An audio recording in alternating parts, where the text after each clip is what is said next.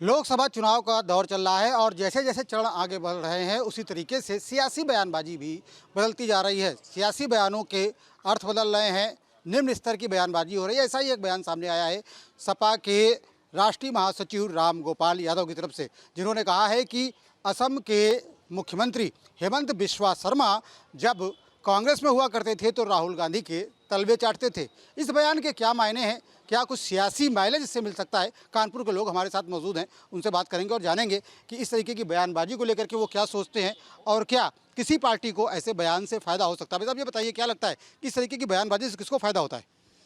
देखिए, इस तरह की जो बयानबाजी है, कोई भी एक पर्पज, मैं तो राम गोपाल यादव जी को सोचता हूँ एक सीनियर मोस्ट लीडर हैं।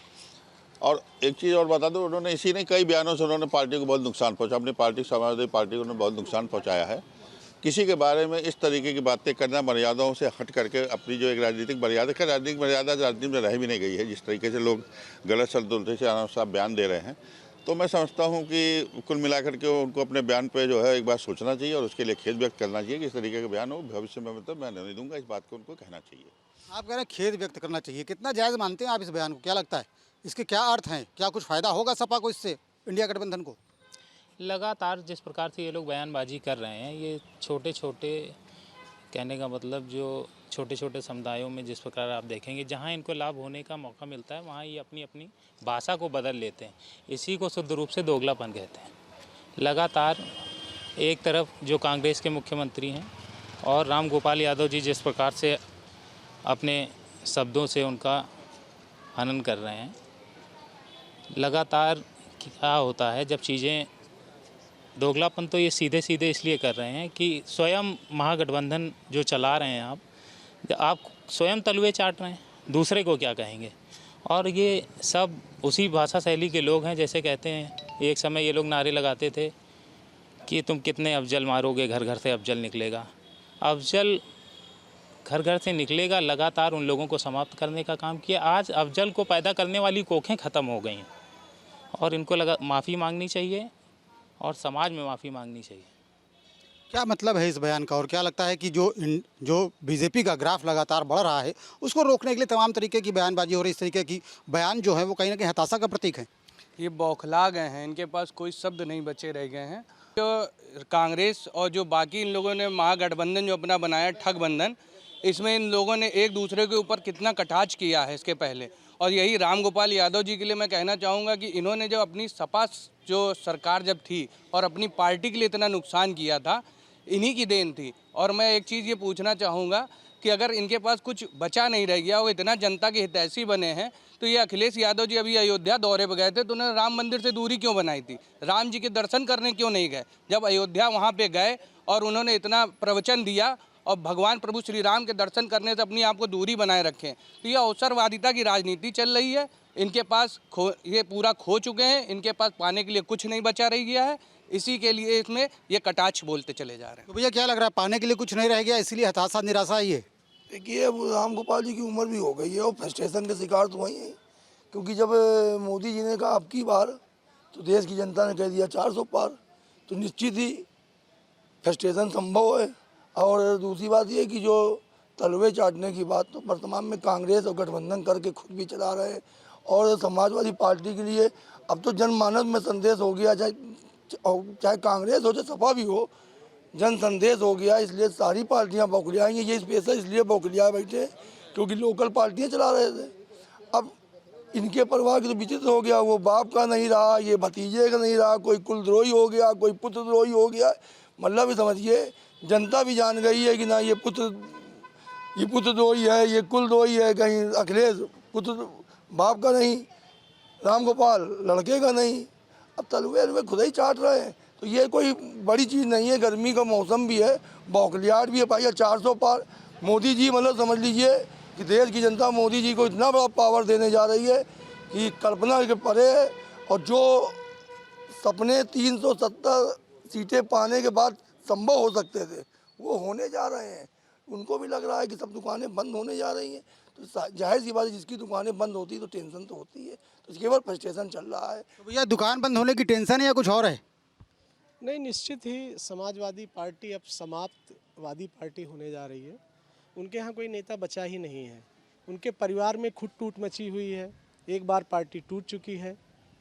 मुलायम सिंह जी जो धरतीपुत्र कहे जाते थे, उन्होंने राम भक्तों पे गोली चलाई। उनके बेटे ने, उनको खुद राष्ट्रीय अध्यक्ष थे वो, हटा करके स्वयं बन गए। राम गोपाल जी का ये जो विचार आया है, या हम कहें अब शब्दों का प्रयोग किया है, कतई उनको शोभा नहीं देता है। उन्होंने समाजवादी पार्टी को तोड़ दिया था पहले, आज भी उसी रास्ते पे चल रहे हैं। चूँकि उम्र ज़्यादा वास्तव में हो गई है, इसलिए ऐसी भाषा का प्रयोग कर रहे हैं। और हताशा भी है, क्योंकि भारतीय जनता पार्टी का कल 5वें चरण का मतदान होने जा रहा है। वो पूर्ण बहुमत की सरकार फिर बनने जा रही है। समाजवादी पार्टी सिर्फ फोकस कर रही है उत्तर प्रदेश में मैनपुरी, इटावा और कन्नौज, जहां इनके परिवार के लोग रहते थे। इनके परिवार के लोग जहां खड़े होते हैं वहीं मेहनत होती है। और चूंकि एक ऐसे नेता के बारे में आपने अब शब्द कहा है जो सनातन धर्म के बारे में बात करता है, जो हिंदुओं के बारे में बात करता है, जो मोदी जी के बारे में बात करता है, जो योगी जी के बारे में बात करता है, और विरोध करता है आतंकवाद का, विरोध करता है देशद्रोहियों का, विरोध करता है उनका जिन्होंने देश की छवि को धूमिल किया है, तो राम गोपाल जी का ये कथन कतई स्वीकार नहीं है। और ऐसे नेता, उनको तो वैसे भी संन्यास ले लेना चाहिए। कोई पूछता भी नहीं अब पार्टी में, सिर्फ चर्चा में रहने के लिए ऐसी भाषा का उन्होंने प्रयोग किया है। चर्चा में रहने के लिए इस तरीके की भाषा का प्रयोग किया, या वाकई में कोई मैसेज देना चाहते थे इस भाषण को लेकर के, इस बयान को लेकर के? क्या लगता है आपको, क्या खुद का नुकसान कर रहे हैं या बीजेपी का नुकसान कर पाएंगे?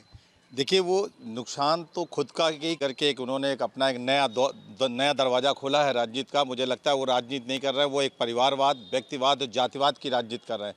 जबकि इस देश के परम आदरणीय मोदी जी जो हैं, इस देश को पूरे विश्व गुरु बनाने का काम कर रहे हैं। प्रत्येक छोटी से छोटी जनता तक अपना ये मैसेज देना चाहते हैं कि ये सरकार गरीबों को समर्पित सरकार थी। ये सरकार उन लोगों तक है जिनको अभी तक लाभ नहीं मिला है। हम उन ज़रूरतों को पूरा करने का काम कर रहे हैं। वही देश के जो दूसरे नेता हैं वो अपने परिवारवाद को बचाने का काम कर रहे हैं, अपने धर्म को नहीं। क्योंकि धर्म को अगर कहेंगे तो वो राम मंदिर तक जाने तक वो परहेज करने वाले लोग जो कभी टोपी पहनने का काम करते थे, आज वो मंदिरों में जाने का काम कर रहे हैं। निश्चित सी बात, मुझे लगता है वो अपने आप को ख़त्म करने का काम इस बार करने जा रहा है। अब इस बार जनता समझ चुकी है, और इस बार उनको जो है 400 पार का जो नारा था वो जनता जनार्दन के सहयोग से मोदी जी बनाने जा रहे हैं। क्या किसी को अपमानित करके अपना कद बढ़ाया जा सकता है, अपनी पार्टी का कद बढ़ाया जा सकता है? क्या लगता है आपको? अपमानित करके कद तो नहीं बढ़ाया जा सकता है, लेकिन एक बार बताइए, इस समय पारा कितने पे? 48 पार। सही आदमी भी गलत बात कर रहा है तो बेचारे रिटायरमेंट की उम्र भी पूरी कर चुके हैं, इसलिए कहना चाह रहे हो उम्र ज़्यादा है, इस वजह से बहकी बातें कर रहे हैं। और पारा बहुत तगड़ा चढ़ा हुआ है, इसलिए मुलायम सिंह जी कहते थे बच्चे गलती करते हैं, तो हम तो कहते हैं बच्चे और बूढ़े दोनों गलती करते हैं। तो भैया, क्या आपकी बात से सहमत है? आप कह रहे हैं बच्चे और बूढ़े दोनों गलती करते हैं। इस तरीके की बयानबाजी को कैसे देखा जाना चाहिए? देखिए, जो उन्होंने तलवे चाटना कहा, ये तलवे चाटना कोई क्रिया नहीं है, कोई किसी के तलवे चाटना नहीं, ये मुहावरा है। कह रहे फलाने के तलवे चाटना, तो मैं बहुत संक्षिप्त में मुहावरे का जवाब मुहावरे से, बाकी सब लोग समझदार। उन्होंने कहा कि तलवे चाट रहे हैं, ये मुहावरा है। तो दूसरे मुहावरे से उनको जवाब है, कहीं खिसियान बिलैया खम्बा नोचे, वही हो रहा है। भैया, खिसियान बिलैया, खिसियाई बिल्ली जो है वो खंभा नोच रही है, ये आपको लगता है कि वाकई में इस तरीके के बयानों से कुछ फर्क पड़ता है? 400 पार नारा देने के बाद 303 के नीचे आ रहे हो तो खिसियानी बिल्ली खंभा तो नोच रही है, ये तो फैक्ट है। और रही बात कि प्रधानमंत्री और सबके जो वक्तव्य का है कि स्तर नीचे गिर रहा है, तो टोटल स्तर नीचे गिर रहा है। राजनीति में अब मर्यादा बची नहीं। एक प्रधानमंत्री एक लोकल नेता स्तर की बातें करता है। पहले चरण के बाद से लगातार बयान का स्तर गिरता जा रहा है। बराबर चारों चरण तक इनका ग्राफ नीचे गिरता चला जा रहा है। आप खिसियानी बिल्ली, तो ये तो खुद ही समझ सकता है आदमी की खिसियानी बिल्ली खम्बा नोचे। अब जब सब जगह चुनाव हो गए तो कहीं एक बात का लेके हुई, अच्छा अरे दल बदलू है, भग्गा है, तो कहा नहीं जाएगा तो क्या कहा जाएगा? अवसरवादी नेता, इनका कोई स्थान है? आज ही पार्टी में, कल हुई पार्टी में। अवसरवादी हर पार्टी में होते हैं क्या? लेकिन इस तरीके की शब्दावली का प्रयोग, तो इनके वो शब्दावली किसी को खराब लगती है, किसी के लिए अच्छी होगी, कहीं फायदे वाली होगी, कहीं नुकसान वाली होगी। राजनीति में तो सब बोले जा, कौनो भैंसिया पे उतरी आवत है, कौनो मंगलसूत्र पे उतरी आवत। ये राजनीति का स्तर है प्रधानमंत्री की बात के लिए, तो ये सब चला करता है। तो भाई साहब, क्या लगता है स्तरहीन बयानबाजी से किसका फायदा होने वाला है? इससे पूरी तरह से लॉस होगा इंडिया गठबंधन को, जो भी है। और जितना ये अपमानजनक टिप्पणी है, हालांकि दल बदल कानून हमें संवैधानिक रूप से प्राप्त है, तो वो हर पार्टी के लोग करते हैं, लेकिन ऐसी अभद्र टिप्पणी करना ये उनके और उनकी पार्टी के लिए, दोनों के लिए घातक है। और इसका जवाब 4 जून को, आने वाली 4 जून को इंडी गठबंधन को जरूर मिलेगा। क्या का जवाब मिलेगा? कौन जवाब देगा? ये शब्दावली जो बोली जा रही है सिर्फ और सिर्फ पब्लिसिटी स्टंट है। आप खुद देखिए, राखी सावंत को कोई पूछ नहीं रहा है, तो कुछ वो ऐसी घटनाएं करती हैं जिससे कि वो लाइमलाइट में आ जाती हैं। ऐसे ही राम गोपाल जी को कौन पूछ रहा है इस समय? कुछ ऐसा बोलो जिससे हमारा नाम हो, 50 थूके हमारे ऊपर, 50 कहें, हम चर्चा का विषय बना रहे हैं। आप टीवी खोलिए, इस समय स्वाति मालीवाल का ही पूरा आ रहा है। अब ये भी कुछ नहीं समझ में आ रहा, वो कह रहे हैं मेरे साथ अच्छी घटना हुई। नेताओं को खुद समझना चाहिए कि उनके वो जो कर रहे हैं उनको लोग देखते हैं, उनको फॉलो करते हैं। वो कह रहे हैं सिस्टम होना चाहिए, सिस्टम सुधरना चाहिए। जब वही सिस्टम को फॉलो नहीं कर रहे हैं तो कहाँ से सिस्टम सही होगा? आप खुद बताइए। वो कह रहे हैं जनता से, जनता शालीनता से रहे। क्या वो सारे नेता शालीनता से रहते हैं? नहीं, इनके में पार्टी में, कई पार्टियों में अच्छे लोग हैं, खराब लोग हैं, लेकिन नेताओं को अपनी भाषा शैली, अपने क्रियाकलापों पर ध्यान देना चाहिए, जिससे कि कहीं भी किसी भी प्रकार की ऐसी चीज़ें ना हो जिससे कि कहीं समाज को क्षति हो। अच्छी बात कही आपने। आपका कहना ये है कि नेता आमतौर पर रोल मॉडल होता है, जनता का रोल मॉडल होता है, और यही वजह है कि जो वो कहता है तो लंबी दूर तक, बड़ी दूर तक उनकी बातें असर करती हैं और तमाम लोगों पे भी असर करती हैं। तो ऐसे में इनकी जिम्मेदारी और अधिक बढ़ जाती है और इस तरीके की बयानबाजी से उन्हें बचना चाहिए। कानपुर के तमाम लोगों का कहना ये भी है कि इस बयान के लिए राम गोपाल यादव को माफ़ी मांगनी चाहिए। वीडियो जर्नलिस्ट अमित सिंह के साथ श्याम तिवारी, न्यूज़ स्टेट कानपुर।